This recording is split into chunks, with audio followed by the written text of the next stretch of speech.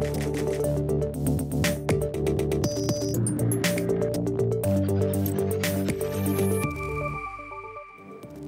evening, I'm Evelina Leung in Hong Kong and welcome to View TV News. Coming up on tonight's show. More China Airlines flights between Hong Kong and Taiwan cancelled as the pilot strike enters day 2. Police investigate the missing inspection records at Hong Kong Station, with one lawmaker calling for an overhaul of MTR's governance. And the Vietnamese capital Hanoi is chosen as host city for the second summit between U.S. President Donald Trump and North Korean leader Kim Jong-un later this month. First up tonight, China Airlines cancelled 17 more flights today. 7 of them are flights between Hong Kong and Taiwan. That's as hundreds of pilots continued their strike for a second day to complain about what they call fatigue flying and demand better compensation. Almin Lee has the story. Chaos continued today as the China Airlines pilot strike entered day 2. Here in Hong Kong, this girl said she's traveling to Taipei with her family, but their flight got cancelled. Her family of 11 were lucky enough to get seats on another flight. We have been going back and forth with the staff before being able to get our seats on Hong Kong Airlines, but it's fine now. They have arranged the seats for us. China Airlines cancelled 17 more flights today, including some between Hong Kong, Taipei, and Kaohsiung. A whiteboard has been set up at the airline counter showing the most up-to-date flight information, including flights that haven't been cancelled and could be Plan B for travelers. Those flights were filled up quickly. Other airlines pitched in, with Hong Kong Airlines adding 4 more flights today to ease the backlog of passengers. But that wasn't enough to appease everyone. This man from Taiwan said the strike has impacted many people in their traveling plans. Some other tourists, meanwhile, said they don't really mind. I planned to go to Kaohsiung, but they gave me a flight to Taipei, which I accepted. It's a bit of a hassle, but I understand that it's a strike and nobody really wants it. Over in Taoyuan Airport in Taipei, there's also growing discontent among travelers who became stranded. The strike affected us, the travelers. We are the customers. We spent money. It shouldn't be like that. Pilots who take part in the strike, meanwhile, are asking people for their understanding. For red-eye flights, we fly for 5 to 6 hours without a break. We have to come up with ways to stay awake, chew some gums, drink coffee, and cheer each other up. More than 400 China Airlines pilots have joined the strike, which started yesterday morning, to demand better manpower arrangements for red-eye flights and better compensation. Now the airline has told travelers who got their flights cancelled because of the strike can rebook their trips within 2 months. But it won't pay for other things, such as hotel cancellations, saying the situation is out of the company's control. Ultimately, VTV News. To the latest on the MTR shoddy work scandal, sources say police have begun investigating the missing inspection records at Hong Kong Station. Officers from the crime unit were seen collecting evidence inside an office at the construction site. The temporary office is a 3-story block shared between the MTR and main contractor Leung. It's believed officers were also there yesterday to gather data from computers. Police received a report referred by the Highways Department this Monday. No one has been arrested so far. Civic Party's Tanya Chan is now urging the police to investigate the matter thoroughly. We understand that there's an office inside that building that's less accessible, which fewer people are allowed to use. I'm not sure if the law enforcement have looked in there already, but I hope they won't miss it out. It's not just the documents that are important in this investigation, but also computer records. Chan also called on her political rivals to support invoking LegCo's Powers and Privileges Ordinance to investigate the matter. Democratic Party's Helena Wong echoed her comments and urged pro-establishment legislators to put the interests of the public first. Architectural sector's Tony Tse, meanwhile, called for an overhaul of MTR's monitoring and governance system. He said the rail giant has failed in its role as regulator of the project and is now bankrupt in credibility. Tse added that a lot has to be done to regain the public's trust in MTR, including a review of top management. Look at what their role, what sort of performance they expect from this director, and also the management teams of the corporations, whether they are, really try to tell all the facts and, the information to the board. All these sort of things, I think, have to be reviewed because at the moment the system seems to crack down. The Vietnamese capital of Hanoi has been chosen to host the second summit between North Korean leader Kim Jong-un and U.S. President Donald Trump at the end of this month. Two cities, Hanoi and Da Nang, emerged as top contenders for the summit's location. The choice of venue could be seen as a small concession by the U.S. following reports that North Korea favored Hanoi because it has an embassy there. The announcement comes after a U.S. envoy returned from Pyongyang for preparation talks. Trump said his representatives had a productive meeting and that he was looking forward to advancing peace. Coming up next, the latest from the world of business.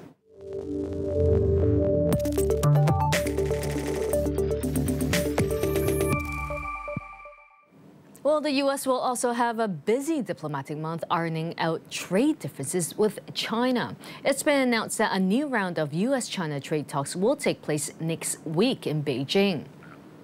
That's according to a White House official who said the negotiations would continue to focus on pressuring Beijing to make structural reforms. Lower-level officials will kick off the meetings on Monday, led on the American side by Deputy U.S. Trade Representative Jeffrey Jerish. Higher principal-level talks will take place later in the week with U.S. Trade Representative Robert Lighthizer and Treasury Secretary Steven Mnuchin. Lighthizer has been a strong proponent of pushing China to end what the U.S. views as unfair trade practices. Uncertainty over whether the world's two biggest economies can reach a deal before the trade truce ends on March 1st is sparking jitters here in Hong Kong. Commerce and Economic Development Chief Edward Yao today warned that local businesses won't be able to swallow further tariff hikes. Speaking on the radio program, Yao said it's likely consumers will have to shoulder the extra costs should Washington slap further taxes on Chinese goods.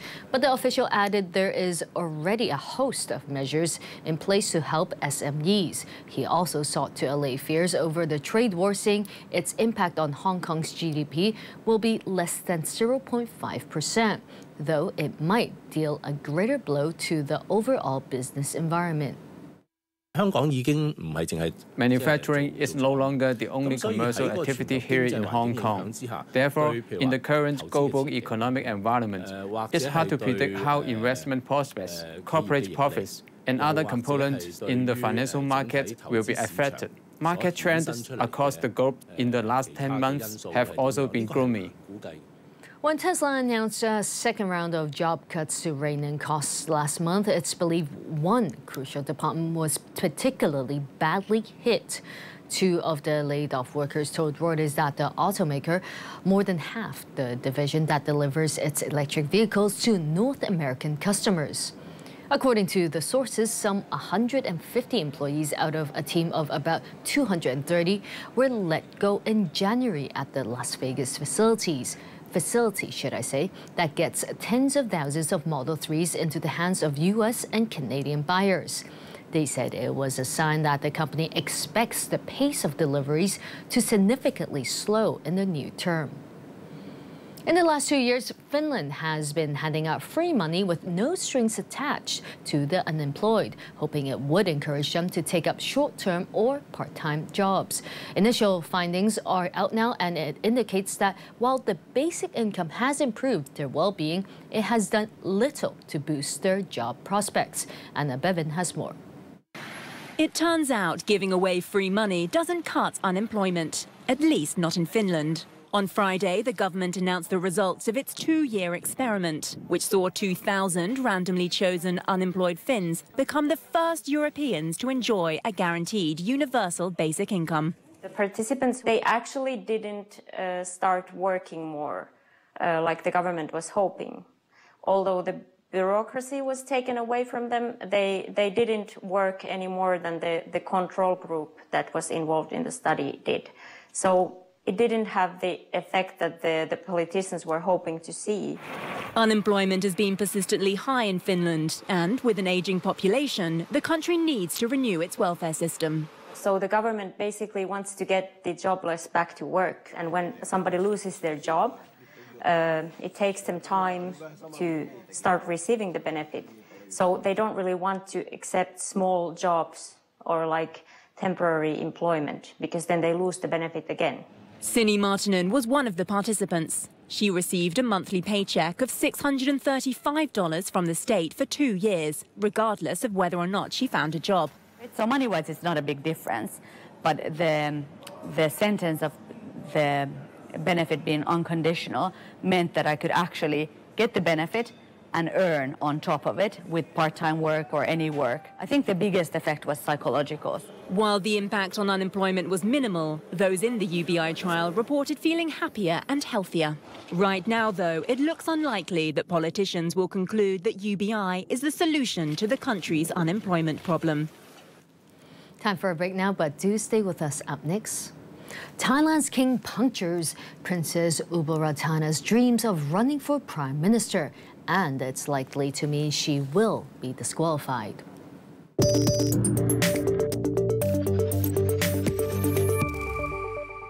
Created by the legendary chef Gordon Ramsay. 9 home cooks sharpen their knives, tie their aprons and battle it out. Cookery combat under extreme pressure. Amateur cooks go through rigorous challenges. Bust a gut to impress celebrity chefs from around the world. Good luck. Who can stand the heat of the kitchen? Who can take home a cash prize and earn the coveted title of Culinary Genius? Sunday nights at 8 on View TV 6. 3 times the excitement. Now TV secures the exclusive broadcast rights for the next 3 seasons of Premier League exclusively. 2019 to 2020, we've got it. 2020 to 2021, we've got it. 2021 to 2022, we've got it. And in Hong Kong for the first time, Now TV brings you 4K Premier League for the next 3 seasons. The Premier League, live and exclusive only on Now TV. Subscribe to Super Sports Pack to enjoy monthly fee waiver plus an Auto iTone. Call us for more details. The world's most dynamic basketball league, NBA, continues. Big names. Down and throws it down! Wow! Big games. What a fool! And great action. Follow View TV's Game of the Week all the way to the postseason. The NBA, Oklahoma City Thunder versus Houston Rockets. Sunday morning at 9:30. Exclusive free TV live coverage on Channel 99 View TV. Compelling documentaries that look into the shocking crimes that hit the country.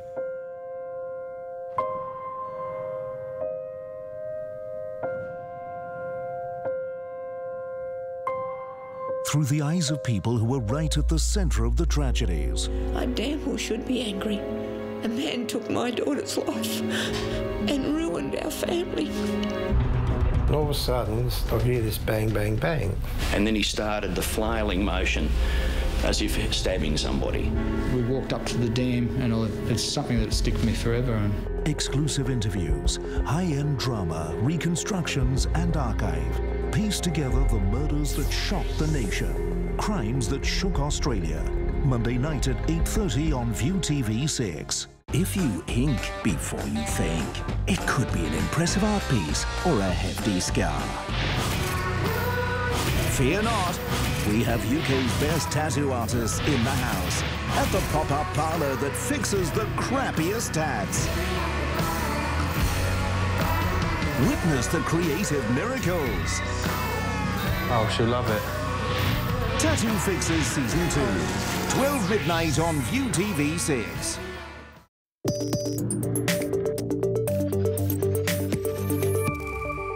Welcome back.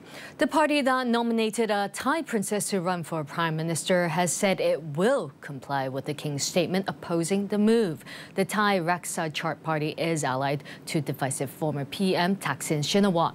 The move comes after the Thai king denounced his sister's bid for prime minister in the upcoming elections. Michelle Hennessy has more details. Thailand's Princess Abolratan Rajakanya shocked the nation on Friday when it was declared she was running for Prime Minister in upcoming elections. But her move into politics is looking short-lived after her younger brother, the King of Thailand, moved to block the bid. Thai TV broadcast the King's message, where he called his elder sister's candidacy for a populist party, quote, inappropriate and unconstitutional. The involvement of a high-ranking member of the royal family in politics, in whatever way, is an act that conflicts with the country's traditions, customs and culture, and therefore considered extremely inappropriate. Therefore, the Queen, royal heirs and all royal family members adhere to the same principle of staying above politics and remaining neutral, and cannot take any political office, because it contradicts the intention of the Constitution and the traditions of the constitutional monarchy. The March elections will be the first national ballot Thailand has seen since a military coup in 2014. That ousted a government loyal to Thaksin Shinawatra. He's been at the centre of political turbulence and rival street protests that have divided Thailand for 15 years. Thaksin and his party have at times been accused by enemies of being opposed to the monarchy, something he and his allies have always rejected. The princess is supposed to be running for a party loyal to him, but the king's message on Friday will likely lead to the election commission to disqualify her, or for the princess to drop out of the race. The election commission declined to comment when contacted by Reuters late on Friday night, and officials said its members will hold a meeting on Monday. Self-declared interim President Juan Guaido says opposition will begin organizing volunteers to pry open channels of humanitarian aid to Venezuela. Guaido hit out at the government yesterday for blocking food and medicine from the U.S. earlier this week. He warned that turning down the much-needed aid could constitute crimes against humanity. Meanwhile, the Red Cross says it won't take sides in the political standoff between Maduro and Guaido. The 35-year-old opposition leader, meanwhile, is being recognized by more than 40 nations as the country's rightful head of state. Maduro's government does not mention crime against humanity by directly or indirectly killing between 250,000 and 300,000 Venezuelans who today need this humanitarian aid. So if they dare to continue blocking roads, to continue obstructing the lives of Venezuelans, then all these volunteers will go to open the humanitarian channel at the time. A Canadian man who gunned down 6 people at a mosque in Quebec City back in 2017 has been given a life sentence. 29-year-old Alexander Bissonnet pleaded guilty to 6 counts of first-degree murder and 6 counts of attempted murder last year. The judge said the convict will be eligible for parole after serving 40 years behind bars. Prosecutors had asked for Bissonnet to be jailed for 150 years with no chance of parole. The tragedy 2 years ago was one of Canada's rare mass shootings and was branded as a terrorist attack by Prime Minister Justin Trudeau. A train driver was killed and scores of passengers hurt when 2 commuter trains crashed yesterday outside Barcelona in Spain. 3 of the injured passengers were in serious condition. Railway authorities said 2 trains from different lines of Rodalia commuter rail system collided head-on, adding that they have yet to find out what caused the crash. The accident happened between the cities of Sant Vicente Castellet and Manresa, interrupting the service. Surgeons in the U.S. have taken to 3D printing to create replicas of the human heart, making catheter procedures safer for patients. As Amy Pollock reports, this life-saving technology is letting surgeons know exactly what they have to do before entering the surgery floor. Practice makes perfect, as surgeons in the U.S. are finding out.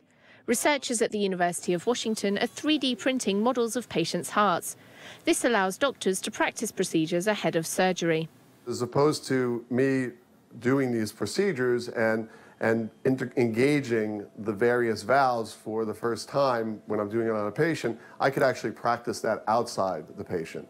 And so I think what it does is it makes the procedures safer and faster. Scans of patients' hearts form the basis of the 3D computer model. These are turned into files which are fed into a 3D printer. The finished model is supported by scaffolding, which is carefully removed before it's cured and handed over to the surgical team. One of the huge advantages is the turnaround time. So the time between when I get the data set and when I deliver the model could be cut down tremendously into hours instead of days. Catheter procedures involve inserting long, thin devices into organs like the heart, eliminating the need for surgery. Doctors say the 3D models give them a better understanding of the particular heart they're working on. What these models do is really gives us a physical feel and ability to manipulate the anatomy, which is extremely helpful. It also allows us to understand the interaction with our catheters and the particular organ that we're working on, specifically here the heart. That will be welcomed by patients who are increasingly being treated by catheter procedure rather than open surgery. To Brazil now, where the country is mourning the death of 10 people who died after a fire broke out at Flamengo Club's training center on Friday. A mass was held in memory of the victims, who were teenagers playing for the club or were having trials.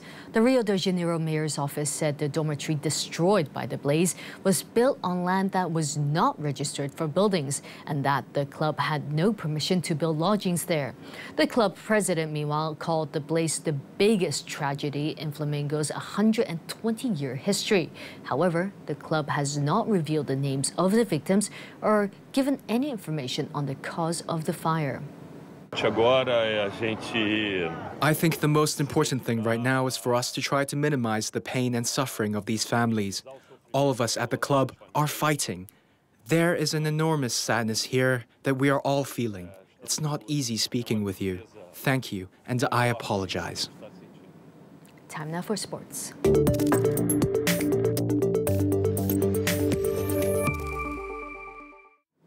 Well, a big weekend in football is expected across Europe. In Spain, it's a Madrid derby as Atletico hosts Real. And in the Premier League, Liverpool can return to the top of the table today with victory over Bournemouth. Meanwhile, Manchester City will tough it out with Chelsea on Sunday. Our London correspondent Matt Goodrick has more.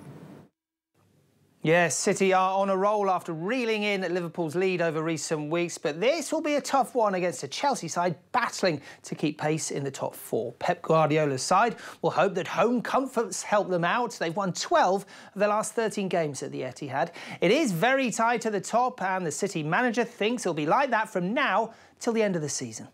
So we are leaders, but we want more games, so we'll see when finish that period. 12 games to play, a lot of points, and I think we are going to drop points, hopefully as less as possible, and the opponents are going to drop points. So I don't think so any team is going to win 12 games in a row. Well, Liverpool can go top for 24 hours at least with a win over Bournemouth. Jurgen Klopp's side will hope to return to winning ways after back-to-back draws. Meanwhile, over in Spain, it's a Madrid derby that has a lot riding on it as third place Real travel to Atletico in second place. Now, Barcelona lead the way in La Liga, so both sides will be desperate for the points to keep up with the table toppers. The game sees two head coaches who know each other very well indeed, Real's Santiago Solari and Diego Simeone. They were together back in Argentina. He was my coach at San Lorenzo, and it was great to share that professional experience with him. He has a lot to offer as a teammate and coach. It's likely that this will be a beautiful game, and that's what we're focusing on. We'll put all our energy into being competitive. They are a very strong team, and so are we. Well, Barcelona, meanwhile, have a tough trip to Athletic Bilbao later. The La Liga table toppers will be hoping to preserve their 6-point lead over Atletico Madrid. Well, continuing with football, Aston Villa staged a sensational comeback in the EFL Championship last night to draw with Sheffield United. Sheffield had been leading 3-0 with 8 minutes to go before the match ended, when Villa striker Tyrone Mings netted in one in the 82nd minute. Within minutes, his teammate Tammy Abraham scored another, and then 4 minutes into injury time, Andre Green put in one last goal to end the match 3-all. Tennis now, Britain remains on track for a Fed Cup promotion, but they were made to work hard for it in their meet against Hungary. Katie Boulter secured the first point for the Brits with a nail-biting 3-setter against Dalma Galfi.